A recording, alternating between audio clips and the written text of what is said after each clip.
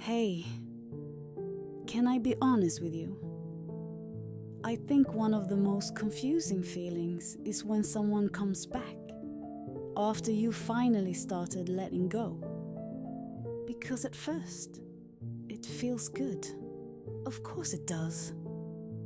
He texts you again, replies faster, acts softer, more interested. And for a second, you think, maybe this time it's actually different. And honestly, that's a dangerous part, because you don't let him back in all at once. It happens slowly. One conversation, one late night text, one good moment. And then suddenly, you care again.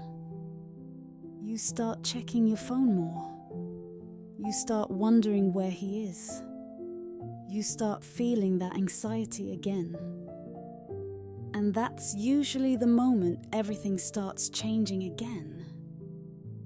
Replies get slower. Energy gets colder.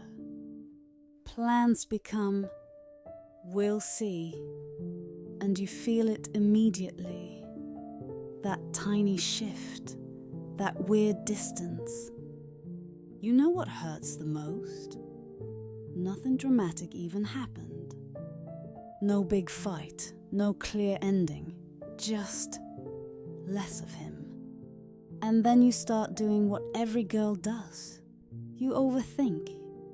Maybe I'm too emotional, maybe I'm expecting too much, maybe I ruined the vibe somehow. But listen to me carefully here. Wanting consistency is not asking for too much.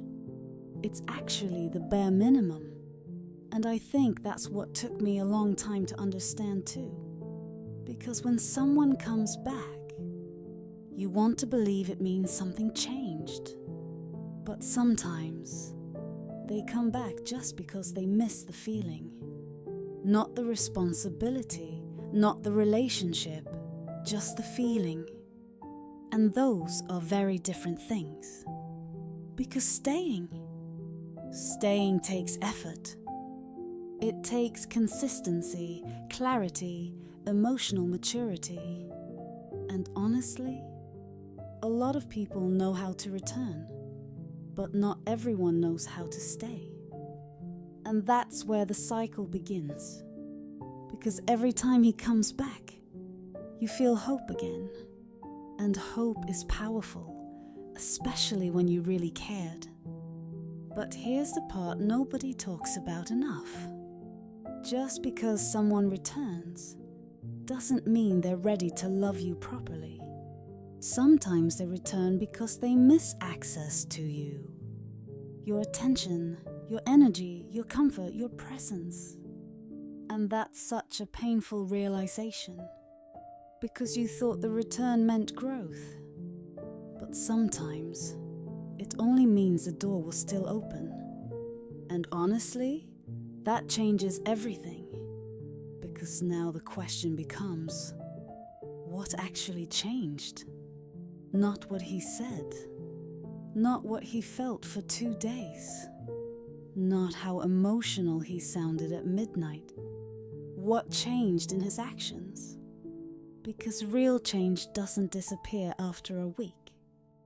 Real change feels stable, safe, clear. Not confusing, not hot and cold, not emotionally exhausting. And if you still feel anxious, if you still feel confused, if you still feel like you have to figure him out, then honestly, nothing really changed. Only the moment did. And I think that's the hardest part to accept, because a part of you still wants this time to be different. I know, I really do.